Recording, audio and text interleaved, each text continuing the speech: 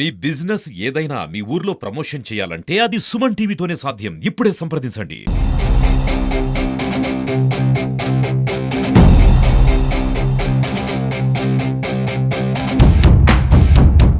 పత్రిక విలేకరులకు అందరికీ పేరు పేరున ధన్యవాదాలు తెలుపుకుంటున్నాం. ఎందుకంటే మాకంటే నాయకులు కార్యకర్తల కంటే లాస్ట్ 5 సంవత్సరాలుగా ఈ జగన్మోహన్ రెడ్డి వైసీపీ ప్రభుత్వంలో జరిగింది ఏమనేది ఎక్కువగా బాధపడిన వ్యక్తులు మన జర్నలిస్టులు. ముఖ్యంగా ఏదైతే వైసీపీ ప్రభుత్వం ప్రజలు ఇంకా యువతను ఇంకా పెడదారిన పట్టించాలి. ఎందుకంటే యువ పోర్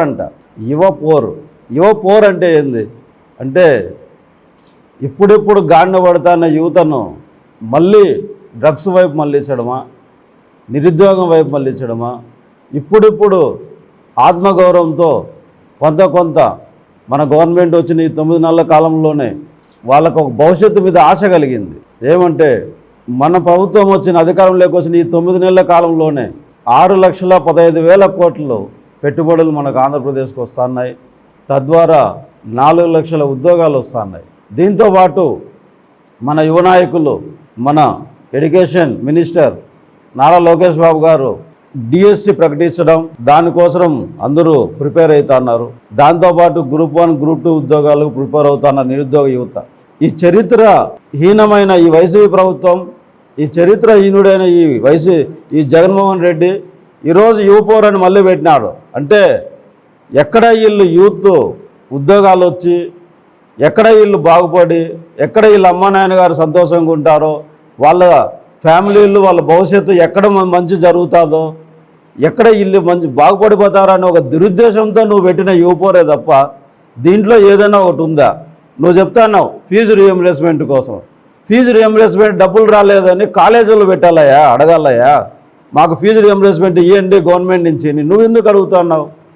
ఎవడన్నా పిల్లోడు వచ్చి నీ దగ్గర హాల్ టికెట్ ఇవ్వలేదన్నారా? ఇవాంటివి ఏంటివి జరగలే. యూత్ని ఎట్లా నాశనం చేయాలా? నేను ఈ 5 సంవత్సరాలుగా వీళ్ళకు గంజాయి ఇచ్చి, మందు ఇచ్చి, పనికిరాని మందు ఇచ్చి, అందరినీ డ్రగ్ అడిక్షన్ చేసి పెట్టుకున్నాను. ఈరోజు చంద్రబాబు నాయుడు గారు వచ్చినారు, ఈ యువ నాయకులు నారా లోకేష్ బాబు గారు వచ్చినారు. వీళ్ళు ప్రపంచమంతా తిరుగుతున్నారు.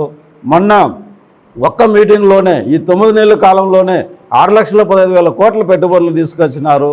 దీంతోపాటు గవర్నమెంట్ ఉద్యోగాలన్నీ ఇస్తా అన్నారు.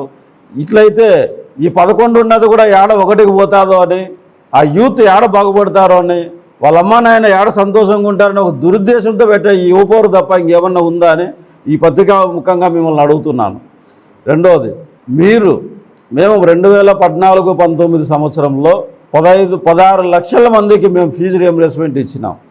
ఏది నువ్వు ఎంతమందికి ఇచ్చినావు చెప్పు? నువ్వు ఎంతమందికి ఇచ్చినావు? 9 లక్షలను సెలెక్ట్ చేసినావు. దాంట్లో 7 లక్షల మందికి ఇచ్చినావు. అంటే దాదాపు 7 లక్షల మందికి మేము ఇచ్చిన ఫీజు రియంబర్స్మెంట్ 16 లక్షల్లో 7 లక్షల మందికి నువ్వు ఇలా 9 లక్షల మందికి మాత్రమే నువ్వు ఫీజు రియంబర్స్మెంట్ ఇచ్చినావు. ఇంకా నువ్వు ఇవ్వపోరంటున్నావు. ఏం చేయాలా? పోనీ దాని తర్వాత నువ్వేం చెప్పినావు? ప్రతి సంవత్సరము జాబ్ క్యాలెండర్ అన్నావు, సచివాలయాల్లో ఉద్యోగాలు అన్నావు. ఈ సచివాలయాల ఉద్యోగాలు సెంట్రల్ గవర్నమెంట్ డబ్బులు ఇచ్చింది, చేసినావు, ఉద్యోగాలు ఇచ్చినావు. 2.3 lakhs, అది 15,000 జీతంతో అందరూ చేరినారు. చేరి ఏం చేసినావు? వాలంటీర్ వ్యవస్థ, మీరు ఎగ్జామ్స్ ప్రిపేర్ కాండి, నేను ప్రతి సంవత్సరము జనవరిలో ఉద్యోగాలు ఎన్ని ఉన్నాయి అన్నీ భర్తీ చేస్తానని చెప్పి వాలంటీర్లను పెట్టి 5,000 రూపాయలు వాళ్ళకు నిరుద్యోగ భృతి ఇచ్చి 5,000 రూపాయలు వాళ్ళ జీతం ఇచ్చుకుంటా వాళ్ళతో వెట్టి చాకరీ చేసి 5 సంవత్సరాలు రాష్ట్రంలో యూత్ 5 సంవత్సరాలు ఏ ఉద్యోగము సద్యోగం లేకుండా కేవలం ఈ 5,000 రూపాయల మీద ఆధారపడి వాళ్ళ చదువులను కంప్లీట్గా మర్చిపోయి ఏ కాంపిటేటివ్ ఎగ్జామ్స్ లేకుండా దాదాపుగా 24% ఈ కేంద్ర ప్రభుత్వము చేసిన సర్వేలో ఎక్కడ హైయెస్ట్ నిరుద్యోగులు ఉన్నారు, అన్ఎంప్లాయీస్ ఎక్కడ ఉన్నారు అని అంటే ఆంధ్రప్రదేశ్లోనే 24%. అంటే దేశంలోనే 24% మన ఆంధ్రప్రదేశ్లో నిరుద్యోగం ఉంది. దేశంలో ఉన్న దాంట్లో 29 రాష్ట్రాలకు గాను తెలంగాణ కొత్తగా ఏర్పడిన తెలంగాణతో పాటు 29 రాష్ట్రాలకు గాను ఒక్క ఆంధ్రప్రదేశ్లోనే 24% నిరుద్యోగ వృత్తి ఉందంటే ఒక్కసారి ఆలోచించండి. 5 సంవత్సరాలు అంతకుముందు చదువుకొని 5 సంవత్సరాలు చదివిన పిల్లలకి ఎవరికి కూడా ఉద్యోగం లేకుండా కేవలం ఒక వాలంటీర్ అని పెట్టి ఈరోజు మన ప్రభుత్వం అధికారంలోకి వస్తానే ఈ వాలంటీర్లు చేసిన పని నెలంతా ఏమంటే ఈరోజు మన ప్రభుత్వ ఉద్యోగాలతో ఇప్పిస్తున్న పెన్షన్ ఒక్కరోజు పని, ఈ ఒక్కరోజు పనికి నువ్వు వాళ్ళని వంచి ఈరోజు నిరుద్యోగాన్ని పెంచి పోషించి ఈరోజు వాళ్ళను జీవితం మీద ఏం చేయాలో అనేది చదువుకున్నది కూడా మర్చిపోయేటట్లు చేసి ఈరోజు ఒక చరిత్రహీనుడిగా నిలిచినావు నువ్వు.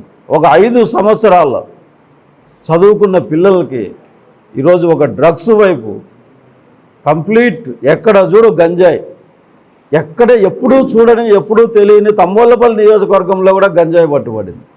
అది మీ ఘనత, మీ ప్రభుత్వం చేసిన ఘనత. మీకు నిరుద్యోగుల మీద చదువుకున్న వాళ్ళ మీద ఉన్న చిత్తసు ఈరోజు మన ప్రభుత్వం అధికారంలోకి వచ్చిన వెంటనే డిఎస్సి ఆర్లా ఇప్పుడు 9 నెలల కాలంలోనే ఏర్పడిన పెద్ద పెద్ద సంస్థలతో మనకు టాటా పవర్ 49,000 కోట్లతో పెట్టుబడులకు తీసుకొస్తుంది. దాంట్లో మన తంబోలపల్లి నియోజకవర్గానికి కూడా ఒక సోలార్ సిటీ రాబోతుంది, ఒక 1000 మెగావాట్లు. దాంతోపాటు రిలయన్స్ సిఎన్జి వస్తుంది వాళ్ళది, ఒక్కొక్క యూనిట్కి 150 ఎకరాలు. వాళ్ళు మనకు ఒక 6 యూనిట్లు మన దానికి వస్తున్నాయి తంబోలపల్లి నియోజకవర్గం. ప్రతి నియోజకవర్గాన్ని ఒక ఇండస్ట్రియల్ కారిడార్ని ఏర్పాటు చేయాలని చెప్పి ప్రతి నియోజకవర్గంలోనూ ఒక ఇండస్ట్రియల్ ఏపీఐసి కారిడార్ ఏర్పాటు చేసామని చెప్పి మన ప్రభుత్వం ప్రకటించడం జరిగింది. దానికి తగినట్టు భూ సేకరణ జరుగుతుంది. ఇది డెవలప్మెంట్. దీనికి నువ్వు ఏం చెప్పాలా? నువ్వు చేయలేకపోయినా నాకు చంద్రబాబు నాయుడు లాగా విజన్ లేదు, నా దగ్గర ఉన్నదల్లా ఒకటే, మీకు మీ పక్కింటోడికి ఇది గలాటాలు పెట్టి ఒకరిని కానికోకుండా చేసి నలుగురు పిల్లోళ్ళను మందు దాపించి గంజాయి దాపించి నగర పిల్లోళ్ళను డ్రగ్స్కి అలవాటు చేసి వాళ్ళను వాడుకోవడం తప్ప నాకు వేరే తెలియదని చెప్పి చరిత్రహీనుడిగా నిలిచిపోయినోడు నువ్వు.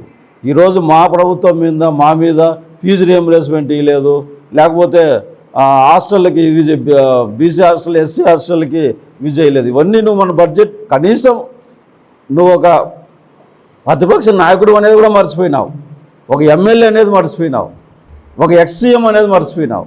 ఈరోజు మనకి అసెంబ్లీ జరుగుతుంది, బడ్జెట్ సమావేశాలు జరుగుతున్నాయి. బడ్జెట్ సమావేశాల్లో వాళ్ళు ఏం చెప్తున్నారు, ఏమి ఇస్తున్నారు, ఏ దానికి ప్రాధాన్యత ఇస్తున్నారు, వ్యవసాయానికి ఎంత ప్రాధాన్యత ఇస్తున్నారు, చదువుకి ఎంత ప్రాధాన్యత ఇస్తున్నారు, పారిశ్రమలకు ఎంత ప్రాధాన్యత ఇస్తున్నారు, పారిశ్రమలకు ఇన్సెంటివ్స్ ఎన్ని ఇస్తున్నారు, లేబర్ కమిషన్ ఏం చేస్తుంది, ఎస్సీ ఎస్సీ కార్పొరేషన్ ఏం చేస్తుంది, కార్పొరేషన్ లోన్లు ఏం చేసినావు, నువ్వేం చేసినావు? 35 కార్పొరేషన్లు ఏర్పాటు చేసినావు, 1,00,000 కోట్లు దాని మీద అప్పు చేసినావు. అది ఏం చేసినావో ఎవరికి తెలియదు. ఈ విధంగా ప్రతి ఒక్క వ్యవస్థని నిర్వీర్యం చేసిన మీ ప్రభుత్వం ఈరోజు ఏమి సాధించిందని కలెక్టర్ దగ్గరకు పోయి యువపోరు చేయడానికి మీకు ఏమి రైట్స్ ఉన్నాయని మీరు చేస్తున్నారనేది ముందు యువతకు, దాంతోపాటు రైతులకు మీరు సమాధానం చెప్పి ఈరోజు రాత్రి లోపల రేపు తెల్లారి మృగాలు మీరు చేసేది మీ యువపోరుకు నాకు తెలిసి 4-5 మంది మీ వెనకాబడి వచ్చే చెంచాగాలు తప్ప వేరే వాళ్ళు రారు. ఎందుకంటే గత 9 నెలల్లో మా పాలనలో యువతకంతా బాగా అర్థమైంది. అందుకనే మొన్న ఎలక్షన్లో 2024లో మిమ్మల్ని 11 సీట్లకు మాత్రమే పరిమితం చేసినారు. ఎక్కడెక్కడి నుంచినో విదేశాల్లో ఉండేవాళ్ళు కూడా ఐటీ వాళ్ళు ఇక్కడ ఉన్న వాళ్ళందరినీ చేసి మనకు చంద్రబాబు నాయుడు గారు ఒక్కరే ఆంధ్ర రాష్ట్రాన్ని ముందుకు తీసుకుపోతారని చెప్పి దృఢంగా నమ్మి ఎక్కడెక్కడోళ్ళు వచ్చి అంతా ఓట్లు వేసినారు. కాబట్టి మాకు 164 సీట్లు ఇచ్చినారు ప్రజలు.